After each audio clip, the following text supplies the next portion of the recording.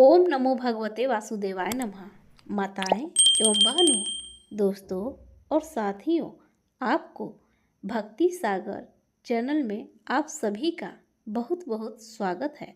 तो दोस्तों, आज हम सुनेंगे आमलकी एकादशी की व्रत कथा। मानधाता बोले कि हे वशिष्ठ जी, यदि आप मुझ पर कृपा करें तो किसी ऐसे व्रत की कथा कहिए जिससे मेरा कल्याण हो।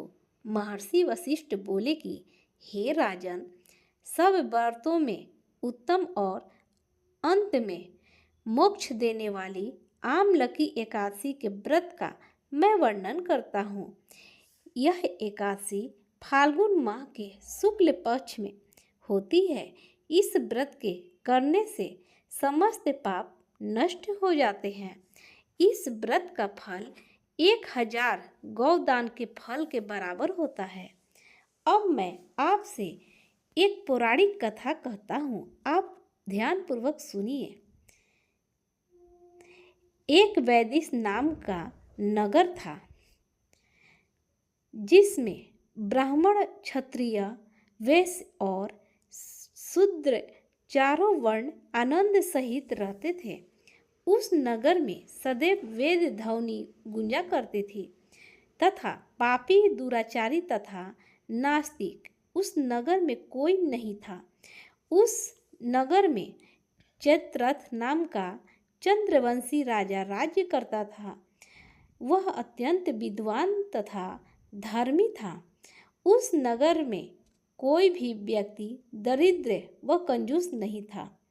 सभी नगरवासी विष्णु भक्त थे और आबाल वृद्ध स्त्री पुरुष एकादशी का व्रत किया करते थे। एक समय फाल्गुन मास के शुक्ल पक्ष की आमलकी एकादशी आई। उस दिन राजा, प्रजा तथा बाल वृद्ध सबने हर्षपूर्वक व्रत किया। राजा अपनी प्रजा के साथ मंदिर में जाकर पुण्य कुंभ स्थापित करके धूप, दीप, नवेद, पंचरत्न आदि से धात्री आंवले का पूजन करने लगे और इस प्रकार स्तुति करने लगे। हे धात्री, तुम ब्रह्मा स्वरूप हो। तुम ब्रह्मा जी द्वारा उत्पन्न हुए हो और समस्त पापों का नाश करने वाले हो। तुमको नमस्कार है। अब तुम मेरा अर्घ्य आविष्कार करो। तुम श्री रामचंद्र जी द्वारा सम्मानित हो। मैं आपकी प्रार्थना करता हूँ, अतः आप मेरे समस्त पापों का नाश करें। उस मंदिर में सबने रात्रि को जागरण किया। रात के समय वहाँ एक बहेलिया आया जो अत्यंत पापी और दुराचारी था। वह अपने कुटुंब का पालन जीव हत्या करके किया करता था। भूख और प्यास से अत्यंत व्याकुल वह बहेलिया इस जागरण को देखने के लिए मंदिर के एक कोने में बैठ गया और विष्णु भगवान तथा एकादशी महात्म्य की कथा सुनने लगा। इस प्रकार अन्य मनुष्यों की भांति उसने भी सारी रात जागरण बिता दी। प्रातःकाल होते ही सब लोग अपने घर चले गए तो बहेलिया भी अपने घर चला गया। घर जाकर उसने भोजन किया। कुछ समय बीतने के पश्चात उस बहेलिये की मृत्यु हो गई। मगर उस आमलकी एकादशी के व्रत तथा जागरण से उसने राजा विदुरथ के घर जन्म लिया और उसका नाम वसुरथ रखा गया। युवा होने पर वह चतुर्गिनी सेना के सहित तथा धन्य धान से युक्त होकर 10,000 ग्रामों का पालन करने लगा। वह तेज में सूर्य के समान, क्रांति में चंद्रमा के समान, वीरता में भगवान विष्णु के समान और क्षमा में पृथ्वी के समान था।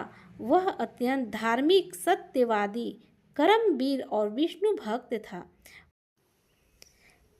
वह प्रजा के समान भाव से पालन करता था। दान देना उसका नित्य कर्तव्य था। एक दिन राजा शिकार खेलने के लिए गया। देवयोग से वह मार्ग भूल गया और दिशा ज्ञान न रहने के कारण उसी वन में एक वृक्ष के नीचे सो गया। थोड़ी देर बाद पहाड़ी मलच वहां पर आ गए और राजा को अकेला देखकर मारो मारो शब्द करते हुए राजा की ओर दौड़े।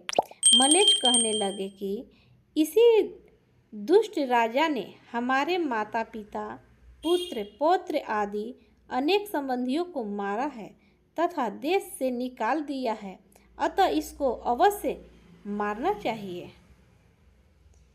ऐसा कहकर वे मलेच्छ उस राजा को मारने दौड़े और अनेक प्रकार के अस्त्र शस्त्र उसके ऊपर फेंके। वे सब अस्त्र शस्त्र राजा के शरीर पर गिरते ही नष्ट हो जाते और उनका वार पुष्प के समान प्रतीत होता। अब उन मलेच्छों के अस्त्र शस्त्र उल्टा उन्हीं पर प्रहार करने लगा, जिससे वे मूर्छित होकर गिरने लगे। उसी समय राजा के शरीर से एक दिव्य स्त्री उत्पन्न हुई। वह स्त्री अत्यंत सुंदर होते हुए भी उसकी भृकुटी टेढ़ी थी। उसकी आंखों से लाल लाल अग्नि निकल रही थी, जिससे वह दूसरे काल के समान प्रतीत होती थी। वह स्त्री मलेच्छों को मारने दौड़ी और थोड़ी ही देर में उसने सब मलेच्छों को काल के गाल में पहुंचा दिया। जब राजा सोकर उठा तो उसने मलेच्छों को मरा हुआ देखकर कहा कि इन शत्रुओं को किसने मारा है? इस वन में मेरा कौन हितैषी रहता है? वह ऐसा विचार कर ही रहा था कि आकाशवाणी हुई, हे राजा, इस संसार में विष्णु भगवान के अतिरिक्त कौन तेरी सहायता कर सकता है? इस आकाशवाणी को सुनकर राजा अपने राज्य में आ गया और सुखपूर्वक राज्य करने लगा। महर्षि वशिष्ठ बोले कि हे राजन, यह आमलकी एकादशी के व्रत का प्रभाव था। जो मनुष्य इस आमलकी एकादशी का व्रत करते हैं वे प्रत्येक कार्य में सफल होते हैं और अंत में विष्णु लोक को हो जाते हैं। तो प्रेम से बोलिए आमलकी भगवान एकादशी की जय। दोस्तों, अगर आपको हमारी यह वीडियो अच्छी लगी हो तो लाइक, शेयर, कमेंट एवं सब्सक्राइब जरूर करें और बेल आइकन को दबाना न भूलें।